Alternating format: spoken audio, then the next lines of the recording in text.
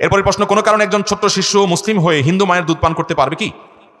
ছোট বাচ্চা মুসলমানের সন্তান যদি হিন্দু বা অন্য ধর্মাবলম্বী নারীর দুধ পান করেন, তাহলে প্রথম প্রশ্ন হলো যে এটা জায়েজ হবে কিনা। দ্বিতীয় প্রশ্ন হলো, কোন নারীর দুধ পান করলে তার সাথে যে দুধ মায়ের একটা সম্পর্ক হয়ে যায়, এই হিন্দু বা অন্য ধর্মাবলম্বীর দুধ পান করলে সেটা হবে কিনা।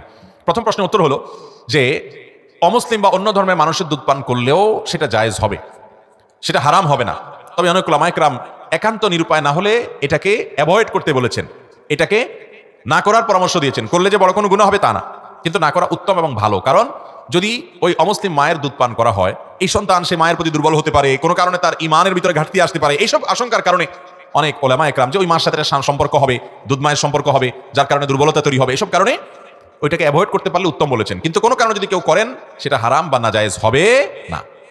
আর দ্বিতীয়ত, অন্য ধর্মাবলম্বী নারীর বা মহিলার মায়ের দুধ পান যদি করে কোনো মুসলমান সন্তান, তাতে দুধের সম্পর্ক হয়ে যাবে বাচ্চার সাথে মায়ের, অর্থাৎ ওই মাকে দুধমা হিসাবে ধরা হবে। এই মহিলা যদি কখনো মুসলমান হয় তাহলে সেক্ষেত্রে এই নারীর অন্যান্য সন্তানের সাথে এই ছেলের বিয়ে জায়েজ হবে না বা এই মেয়ের বিয়ে জায়েজ হবে না, কারণ দুধমা হয়ে যাবে এবং দুধের সম্পর্ক হয়ে যাবে। এটা সম্পর্ক হলো দুধ পান করলো, তার শরীর থেকে এর শরীরে আসলো, এর সাথে এখানে মুসলমান অমুসলমানের সম্পর্ক নাই। বিধায় পান করা জায়েজ, না করা উত্তম, আর পান করলে দুধের সম্পর্ক সাব্যস্ত হতে পারে।